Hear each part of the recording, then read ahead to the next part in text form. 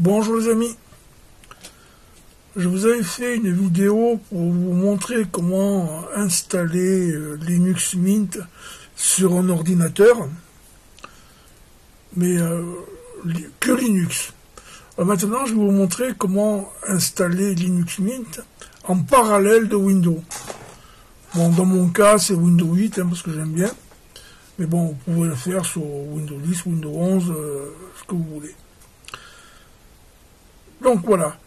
Bon, je travaille sur une machine virtuelle. Ce qui fait que, comme, on va dire, les sources de Linux, j'ai pris un CD, un lecteur CD. Vous, ça sera comment ça s'appelle, la clé USB. Donc voilà. Alors, ben je vais redémarrer mon ordinateur. Alors, je l'arrête et je redémarre. Et là, normalement, il va démarrer sur... Voilà. Vous voyez, donc je démarre sur le Linux Mint. Alors, je valide. Bon, j'attends que le logiciel fasse ce qu'il a à faire. Ça prend un certain temps ou un temps certain. Si j'ai pas merdé. Alors, voilà. Donc, voilà, là il me dit qu'il a trouvé la connexion Internet, mais bon, on s'en fiche. Donc voilà, vous arrivez ici. Donc, ben, vous cliquez 2 fois à gauche sur Install Linux Mint.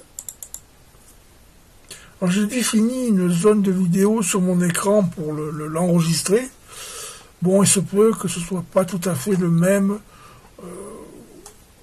de l'ordinateur virtuel sur lequel je travaille, mais bon, c'est pas grave, au moins vous verrez quand même les infos. Donc voilà, alors il vous demande en quelle langue vous voulez installer, bon, en français. Je continue. Le clavier, c'est un clavier français AZERTY. En principe, en France, c'est comme ça. Continuer. Je vérifie bien ce que je fais, voir si j'oublie rien. C'est pour ça que des fois, j'ai l'air d'hésiter, mais non, j'hésite pas. En fait, je réfléchis à ce que je fais. Donc là, il vous demande d'installer les codecs multimédia. C'est-à-dire que, ben, avec ce Linux, vous pourrez lire toutes sortes de vidéos. On continue. Au montage, je couperai les scènes qui sont trop longues, où il n'y a rien à dire. Donc voilà. Alors, le dernier, donc, je vous avais montré comment effacer le disque et installer Linux Mint. Mais là, on va installer Linux Mint, donc, à côté de Windows. Je continue. Alors, il vous demande de définir la place sur disque. On va faire moite-moite. 32. Voilà, 32. Autant pour Windows que pour Linux Mint. Installer. Bon là, si jamais vous êtes trompé, vous avez un petit doute, vous pouvez revenir en arrière. Sinon, vous continuez. Bon, j'espère que cette fois la vidéo sera bonne, parce que 2 fois j'ai essayé de la faire, mais j'ai merdé à l'enregistrement.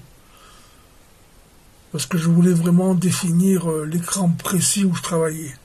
Donc là, je l'ai pris un peu plus grand. J'espère qu'il n'y aura pas de choses vraiment inacceptables. Ah tiens, c'est marrant. Regardez l'heure. Alors mon ordi, il est bien à 17h03. Mais le virtuel n'est pas à l'heure. Bon, c'est pas grave. Alors voilà, là il nous explique qu'il va préparer les disques.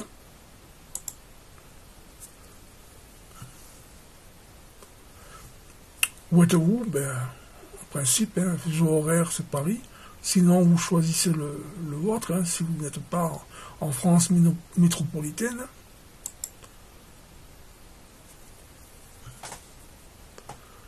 Votre nom, moi c'est Alain.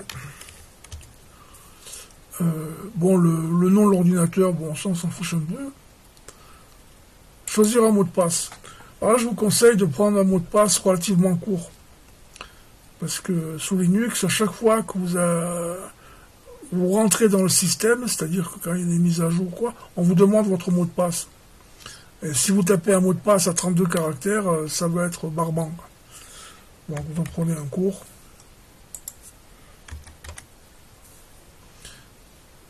Et là, bon, j'ai l'option, hein, demander mon mot de passe pour ouvrir une session. Ça veut dire qu'à chaque fois que vous allez démarrer sur Linux, il va vous demander un mot de passe. Non, hein, on va ouvrir la session automatiquement. On continue.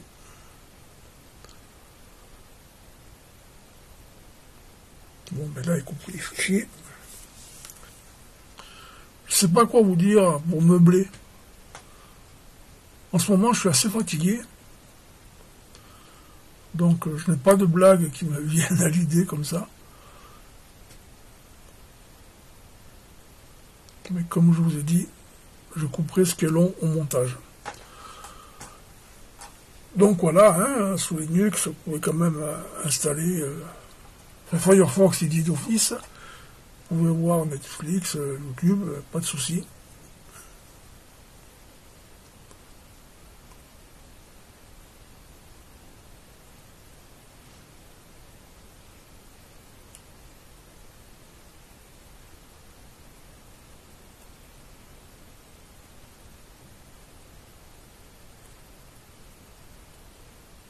Ah, ça y est, regardez, l'horloge s'est mise à l'heure.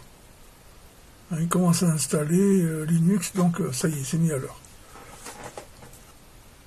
En fait, hein, Linux, c'est un système différent de Windows. Mais vous pouvez faire tout comme sur Windows. Hein. Même en mieux, parce que je trouve que Linux est moins lourd que Windows. Hein, par exemple, vous n'avez pas besoin d'antivirus.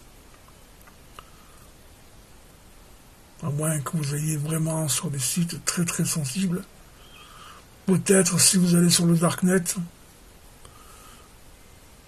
Mais sinon, hein. Sur Linux, pas besoin de mettre de défragmenter le disque. Parce que le système Linux s'arrange pour qu'à chaque fois, le fichier écrit ne soit pas fragmenté.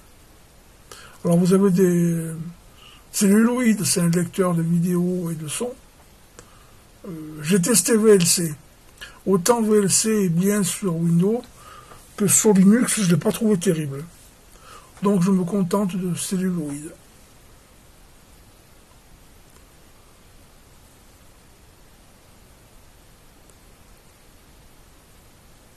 Maintenant, vous pouvez tester, hein. Vous installez VLC, puis vous verrez bien. Hein. Moi, je vous donne ce que je trouve de bien ou de mieux. Maintenant, hein, chacun est libre de son choix.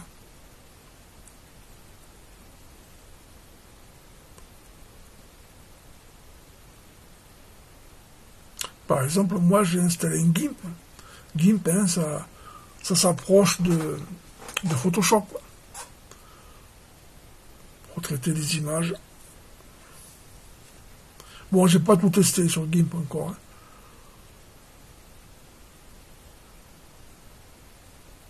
Parce qu'en ce moment, je fais beaucoup de choses. Bon, je publie sur VK, hein, ça vous le savez. Ça me prend quand même beaucoup de temps de vérifier les informations. Hein. De les récolter d'une part, de les vérifier. Parce qu'en principe, tout ce que je poste, c'est vérifié et vrai. Si jamais je me suis trompé, je vous le dis. Je fais un démenti. J'ai pas honte de me tromper. Pardon. Ah, vous voyez, vous pouvez installer Skype, WhatsApp, Telegram.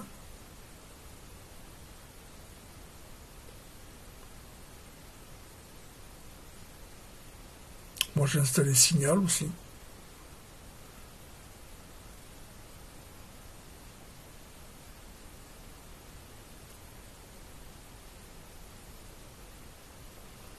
Bon, bien sûr, hein, ne cliquez pas sur le bouton skip là, hein, parce que c'est pour sauter. Alors je sais pas si ça saute d'image ou l'installation. Donc quand on ne sait pas, ben on touche pas.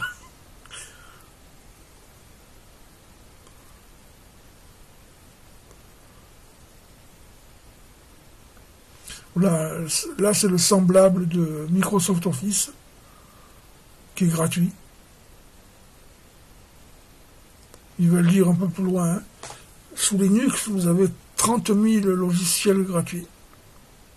Bon, la petite souris qui travaille, là, qui tourne avec ses couleurs, elle est sympa, je trouve. Vous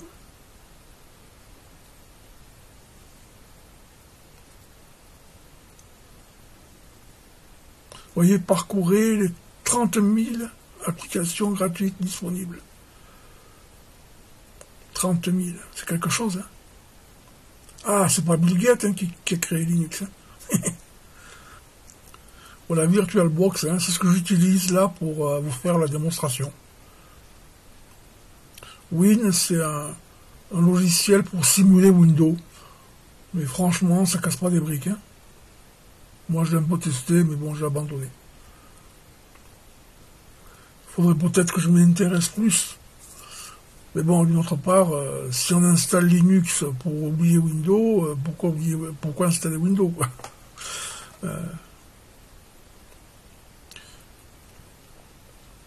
Bon, Linux, je crois que c'est bon pour tout, hein, sauf si vraiment vous avez un logiciel très spécifique qui ne tourne que sur Windows.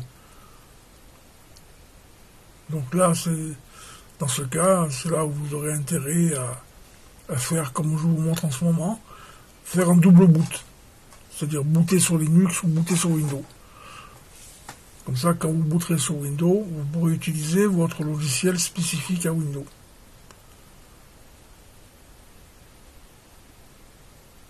Bon, bien sûr, hein, on peut paramétrer les apparences. Bon, comme sur Windows, hein, vous avez un système de mise à jour que je vous expliquerai. J'ai déjà fait sur la version, sur la façon de mettre Linux en maître sur l'ordinateur. Je vous expliquerai de nouveau là avec le double boot.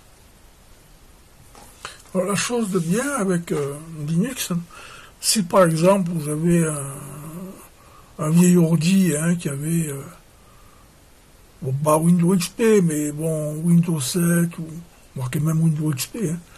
Donc un vieil ordi qui ne tourne plus sur avec Windows 10, vous pouvez installer Linux. Donc si vous n'avez pas trop de moyens pour investir dans un ordinateur, ne jetez pas vos vieilles bécanes. Vous mettez Linux dessus. Tiens, ce qui m'a plu, moi, sur Linux que j'ai installé chez moi, à un moment, je me suis posé une question. J'ai implémenté Pson, comment ça va se passer? Ben, figurez-vous que sous Linux, vous n'avez pas besoin de CD d'installation de vos périphériques. J'ai branché mon Epson, et puis à un moment, il m'a dit, eh ben, tiens, vous avez une Epson. Eh ben, j'imprime dessus, je scanne, ça marche impeccable. Même le système de scanner est encore mieux que sous Windows. Hein, parce que vous pouvez scanner et dire à un moment, tiens, ben voilà, je veux rassembler toutes ces pages, je veux les sauvegarder en image ou en PDF, c'est vraiment nickel.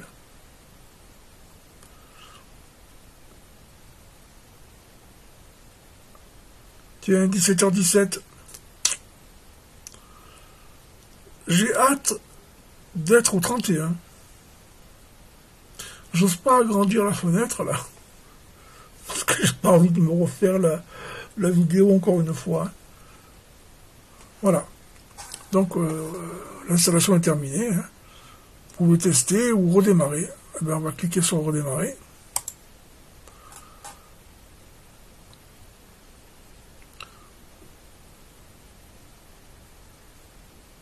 Bon, vous, hein, qui n'êtes pas sur une machine virtuelle, vous avez branché une clé USB. Donc ben, vous retirez cette clé USB et vous appuyez sur Entrée. Voilà. Et le système redémarre. Vous voyez, il vous demande de démarrer sur Linux. Alors vous avez le choix, vous voyez, ou Linux en premier, ou alors Windows, comme j'avais avant. Bon, ben là, on va démarrer sur Linux. Alors il y a des choses, peut-être que je vous explique mal, parce que pour moi, c'est tellement évident. Bon, évident d'une part, parce que je connais Linux maintenant. D'autre part, mon boulot, c'est informaticien, hein, je suis analyste programmeur. Donc il y a peut-être des choses que je passe, quoi. Bon, à la connexion... il vous dit qu'il a trouvé la connexion, donc impeccable.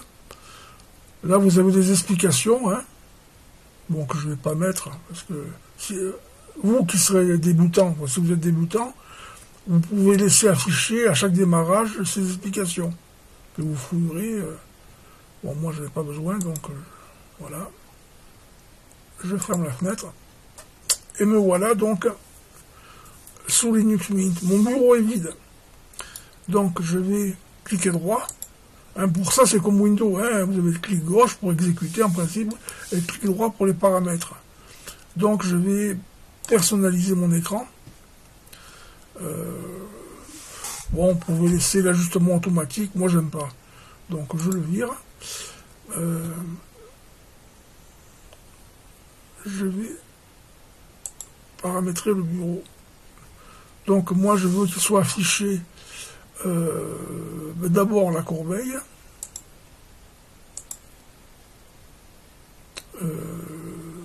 après la corbeille, le poste de travail, dossier personnel. Bon, de toute façon, il faudra que je les remette dans l'ordre. Les lecteurs montés, oui. Le réseau, pas la peine, vous l'avez en bas ici, là. Afficher les moniteurs manquants. Bon, si vous avez 2 moniteurs, hein, voilà. Donc, bon, pour ça, c'est bon. Je ferme. Là, je pousse un peu cette fenêtre. Vous voyez, vous avez la corbeille, le poste de travail. Vous avez des glissières, là. Des petits curseurs. Vous voyez, c'est pour positionner les icônes par rapport à au bord de votre bureau. Vous réglez comme vous voulez. Voilà. Ça, c'est fini. Hop. Bon, moi, par exemple, la corbeille, je la veux en haut. Dossier personnel, je baisse un peu. Voilà.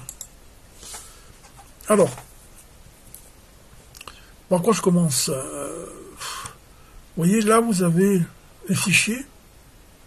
Alors, en un clic, ça s'ouvre. Hein, voilà, vous avez vos documents. Hein. Là, vous avez pareil, mais il faut cliquer 2 fois. Alors, quand vous démarrez donc un nouveau Linux, vous avez cette icône là. Hein, c'est les relevés du système. Donc, on va cliquer dessus, à gauche bien sûr. Bon, sur votre ordi, hein, la vitesse sera plus ou moins importante selon la puissance de votre ordi et la vitesse de votre disque dur. Hein. Configurer l'utilitaire de restauration du système. Écoutez, moi, depuis que j'utilise Linux, je n'ai jamais eu de plantage système. Si on configure cet utilitaire, il va prendre régulièrement un certain temps pour sauvegarder toutes vos données.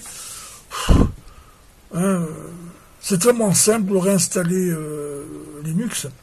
Bon, bien sûr, hein, il faut faire des sauvegardes. Hein, parce que si vous n'êtes pas sauvegarde, effectivement, il faudra installer cet utilitaire TimeShift hein, pour sauvegarder aussi vos données. Donc moi, je l'ignore.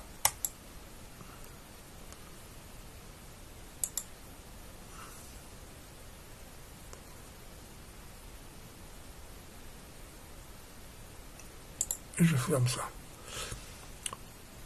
Sur cet écusson, là, vous avez des mises à jour. Alors, ben, quand vous voyez le petit point rouge, vous voyez en bas, là. Vous cliquez dessus. Alors, il vous dit, bienvenue dans le gestionnaire de mise à jour. Là, on va mettre à jour le gestionnaire de mise à jour. Alors là, il vous dit, souhaitez-vous utiliser un miroir de dépôt local? Moi, à mon avis, c'est-à-dire que si on utilise ce miroir de dépôt local, l'ordinateur va d'abord télécharger les mises à jour avant de vous proposer de les installer. Moi, je trouve que c'est un peu... Moi, j'ai pas envie. Hein, que dès qu'il a des mises à jour, ben, pas la peine de les stocker sur l'ordi, hein, on les installe et basta. Hein. Donc, je ne souhaite pas utiliser ce dépôt local. Je clique sur non. Voilà. Et il y a une nouvelle version du gestionnaire de mise à jour, donc j'applique la mise à jour.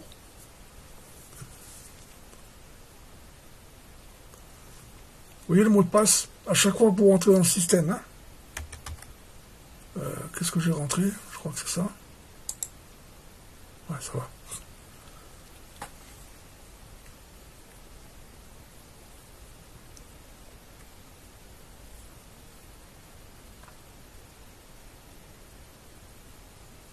Bon, si vous voulez, vous pouvez cliquer pour les informations détaillées. Hein. Mais bon, ce n'est pas tellement intéressant.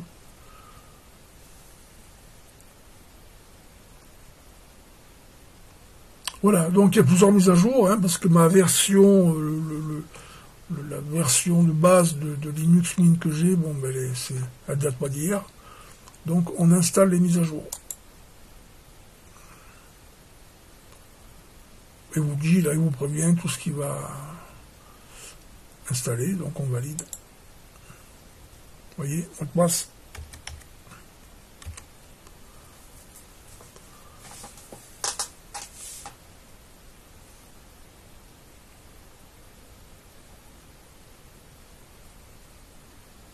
J'ai pas essayé de ne pas mettre mot de passe, voir s'il le demande quand même.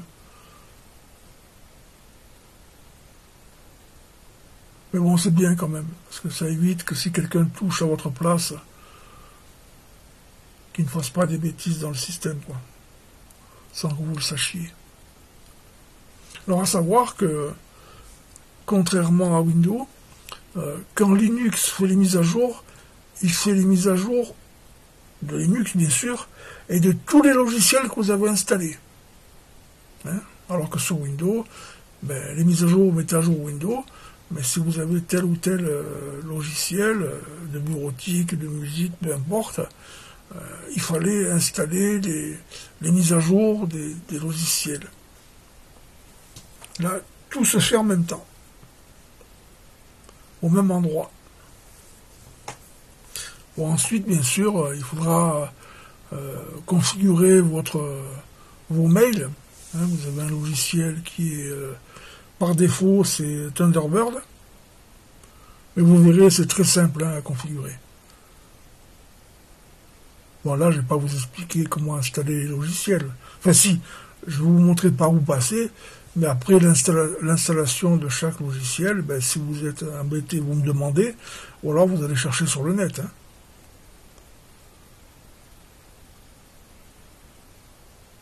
Mais à mon avis, si vous désirez changer déjà de système sur votre ordi, vous avez quand même les bases en informatique. Même si vous n'êtes pas de mon niveau, si vous réfléchissez un peu, vous comprendrez. Moi, j'espère que j'ai bien lancé l'enregistrement de la vidéo. Sinon, il faut que je recommence encore. J'ose même pas regarder. Mais je pense que oui. Vous voyez des termes différents, vous voyez, il vous parle là j'ai oublié d'ailleurs. Sous Linux, vous n'avez pas de .exe. Vous voyez, vous avez dpkg. Mais ça, vous en fichez, hein, c'est transparent. Hein. Alors, si vous avez des disques externes, hein, où vous avez sauvegardé vos documents, vos photos, vos vidéos, Linux arrive à lire ces disques externes, bien sûr.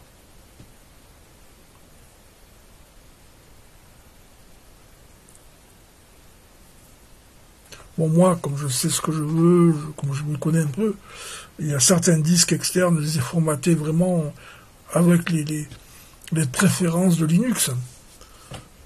Mais bon, ces disques que j'ai vraiment formatés pour Linux ne sont par exemple pas lisibles sur Windows. Donc, mais bon, peu importe. Hein. Par défaut, il vous prend, quand vous formatez un disque externe, il prend le format compatible.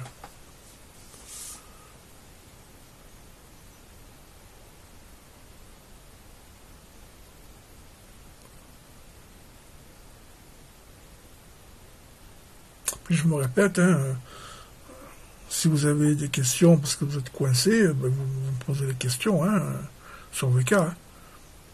S'il y a besoin, je ferai une vidéo pour vous expliquer. Sinon, je vous réponds par message. En message privé, bien sûr. Parce que si vous écrivez sous une publication, c'est pas sûr que je lise votre commentaire. Peut-être, mais c'est pas sûr. Donc, si vous voulez être sûr que je lise votre question, message privé, obligé.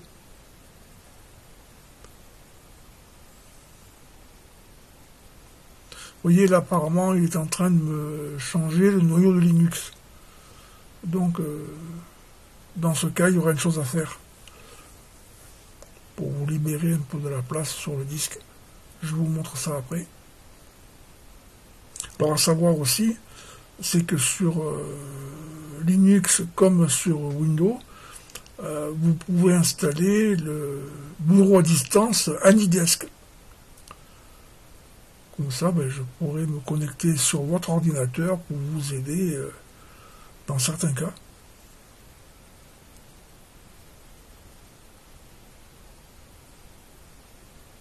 Faut que je pense à vous montrer comment installer AnyDesk. C'est simple. Donc voilà. Alors il va demander un redémarrage de l'ordinateur. Bon, j'attends qu'il finisse hein, quand même. Vous attendez là que cette petite roue là termine.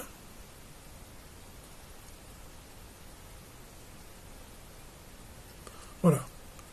Donc maintenant, vous pouvez redémarrer. Donc pour redémarrer, vous allez sur le menu, sur le Power, redémarrer.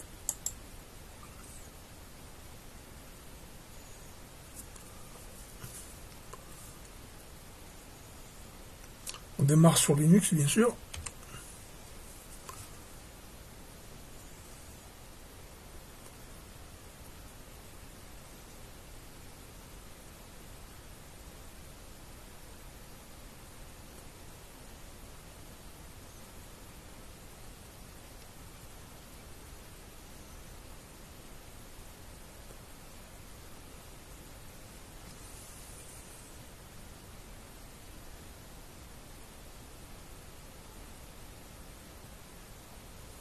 Voilà.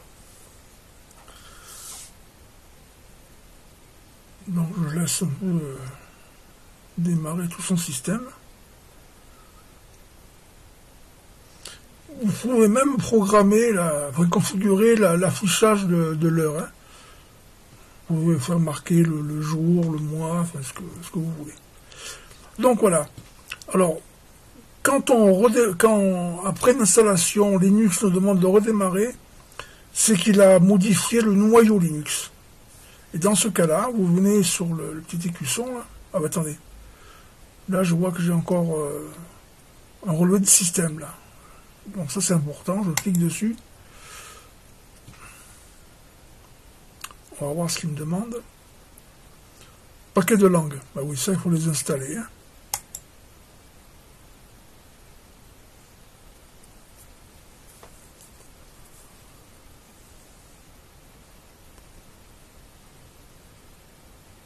Je vous rappelle qu'il y a 30 000 logiciels. Donc ça prend un peu de temps, c'est normal. Le mot de passe, comme d'hab. Voilà, il installe les paquets. Voilà. Donc ça, je ferme. Donc je reviens sur l'écusson là pour vous montrer quelque chose.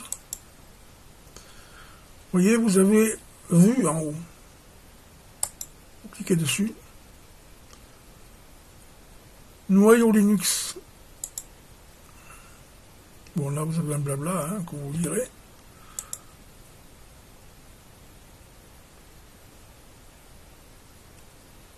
Voilà. Alors donc, ces noyaux Linux, hein, je pense que c'est le cœur du système, il y a eu des mises à jour. Mais ces mises à jour, bien sûr, elles prennent une certaine place sur votre disque dur. Donc moi, je vous conseille de les retirer. Vous voyez, retirer ce noyau-là. Donc on applique. On attend, bon, mot de passe toujours. Voilà, apparemment c'est terminé. À moins qu'il y ait d'autres mises à jour. Non, c'est fini. Donc je ferme. Alors, qu'est-ce que je vais vous montrer maintenant? Alors, vous avez ce qu'on appelait la barre des tâches, hein, en bas de l'écran, sous Windows. Et à gauche, là, ils appellent ça le... J'ai oublié. Bon, je vais vous dire ça quand je trouve. Par exemple, si on vient dans... Bon, bureautique, par exemple. Vous voyez, vous avez LibreOffice Writer, par exemple, l'équivalent de Word. Si je fais un clic droit dessus, alors, voilà, la barre de gauche, là, verticale, ça s'appelle les favoris sous Linux. Bon, ajouter au bureau, ben c'est au bureau, hein. Et le panneau, c'est en bas, hein, ce qu'on appelait la barre des tâches. Voilà. Mais bon, je ne vais pas faire ça. Alors, qu'est-ce que je voulais vous montrer? Donc, je vous ai montré ça. Pour installer un logiciel, vous avez cette icône-là, qui ressemble un peu à un vieux clavier téléphonique. Vous cliquez dessus.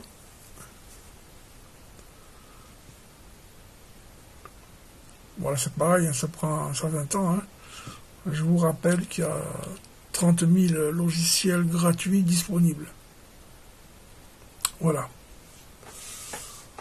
Donc vous avez des catégories, hein, accessoires, bureautique, graphisme, internet. Si vous voulez un logiciel spécifique, par exemple, vous voulez installer GIMP, vous allez donc dans cette barre de recherche, là, vous tapez GIMP.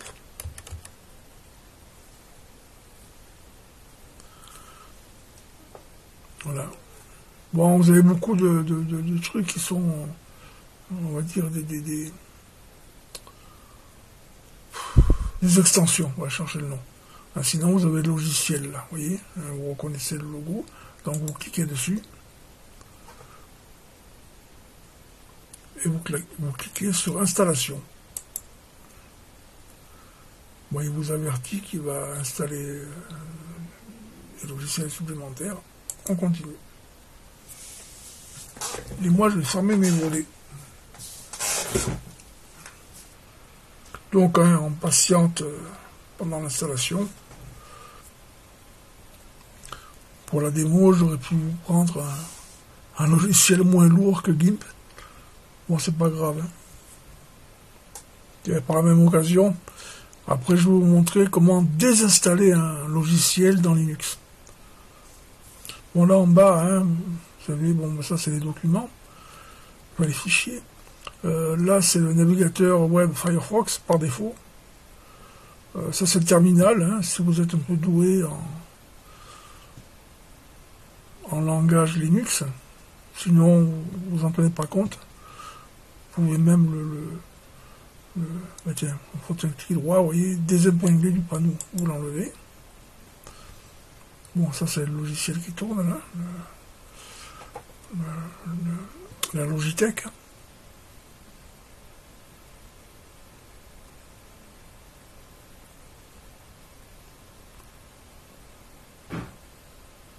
Bon, là, bien sûr, c'est le son. Ah bah tiens, pendant que j'y suis. Vous voyez, vous avez c'est le volume du son à la sortie. Par contre, si vous voulez régler votre micro parce que vous enregistrez des vidéos, vous faites un clic droit, vous faites configurer.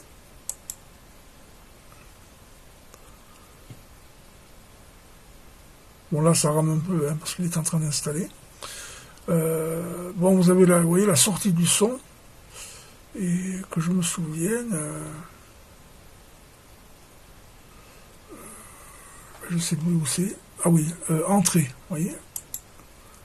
Non, c'est pas ça. Mais zut, alors, le son.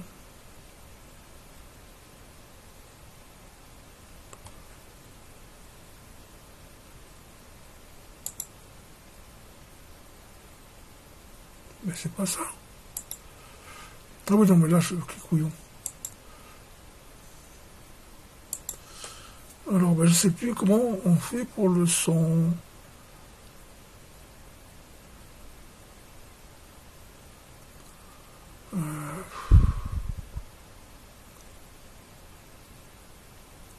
Ça alors.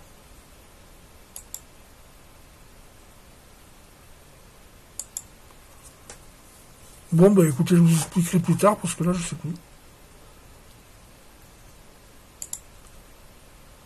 Vous voyez, bon, on a donc installé GIMP.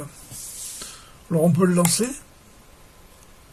et le supprimer si on l'a fait par erreur, ou on se dit merde, c'est trop gros. Voilà, donc il est lancé. Donc là, je ferme GIMP. Là, je ferme l'installation. Et vous voyez, vous réfléchissez à, ah ben non, hein, moi, GIMP c'est trop lourd pour moi. Alors vous revenez donc à la Logitech. Et là je vous montre comment désinstaller un logiciel. Donc. Mais donc quand vous arrivez à la Logitech, vous retapez par exemple GIMP en l'occurrence.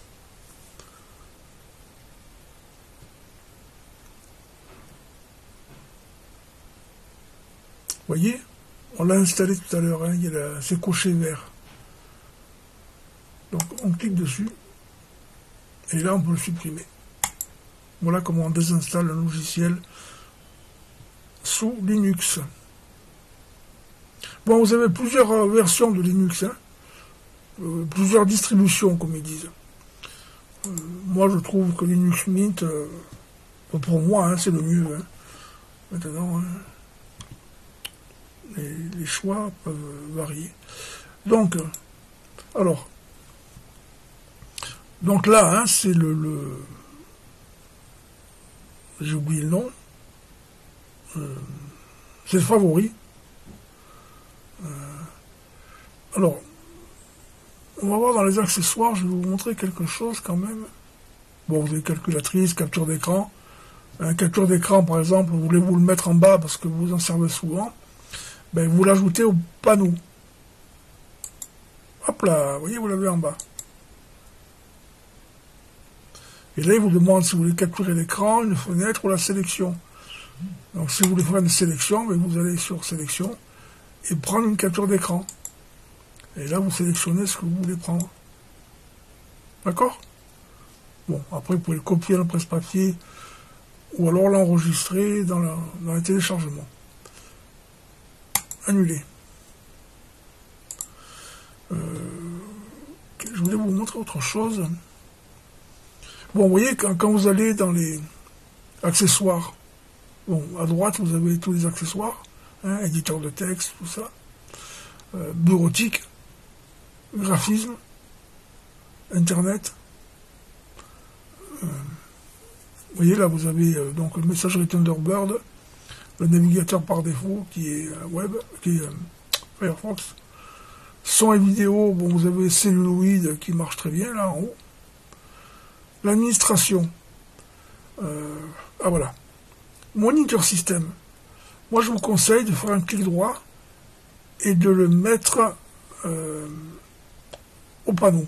Au panneau, c'est-à-dire c'est en bas. Hein. Voilà. Bon, après, vous mettez un peu en arrière, par exemple. Mettre là.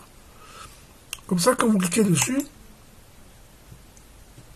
bon, vous avez différentes choses, mais vous cliquez sur ressources. Et là, vous voyez, vous avez l'utilisation de votre CPU, la mémoire d'échange, et le réseau, la vitesse de téléchargement ou d'envoi. Ça peut être intéressant, hein, quand vous avez l'impression que ça rame un peu, ben vous jetez un œil ici. Qu'est-ce qu'il y a d'autre? Bon, les applications au démarrage. Hein, par exemple, bon, ça, l'appli Blueman, c'est faut le laisser pour le Bluetooth. Gestionnaire de mise à jour, il faut le laisser aussi, bien sûr. Relevé du système, moi je m'en sers pas, donc je peux le décocher. Ça, c'est le support NVIDIA. Ce n'est que le support, hein. Pas le pilote, donc on peut décocher. Ça, on laisse, voilà. Je ferme. Ben écoutez les amis, voilà. Hein, ah oui, si vous voulez modifier le fond d'écran, vous allez dans personnaliser, je crois. Perdu. Je crois que c'est pas là. Non. Bon, vous pouvez changer la taille des icônes, hein, si vous êtes bien voyant ou si vous y voyez un peu moins bien. Donc, paramètres d'affichage. Ah voilà, modifier l'arrière-plan du bureau. Alors, vous pouvez choisir une photo à vous ou un autre truc. Hein. Ça, on verra c'est quoi. Victoria. On va aller ça.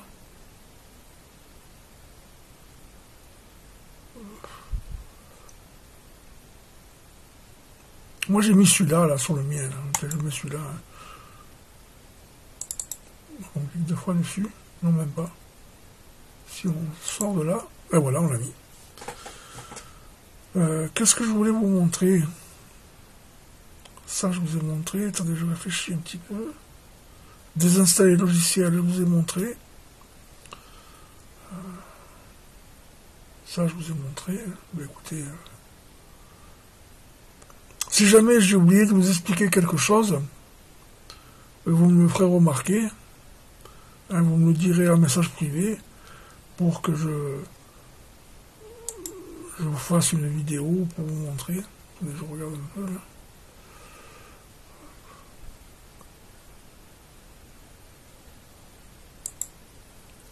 S'il y a quelque chose qui me revient.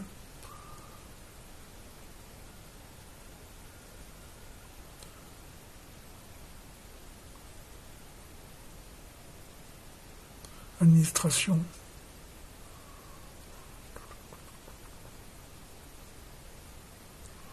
Écoutez, je crois que c'est tout. Hein. Bon, en accessoire, vous avez la calculatrice, bien sûr, qui peut être utile. Clavier virtuel, bon, je sais pas. Vous pouvez créer des clés USB. On a aussi, hein, si vous avez besoin, je vous montrerai. Éditeur de texte, bah oui, ça peut servir. Donc, par exemple, on peut le mettre sur le panneau aussi.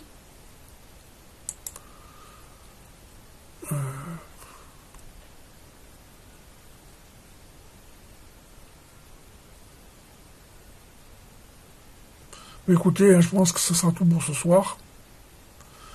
Ben, je reviendrai vers vous hein, si j'ai oublié quelque chose.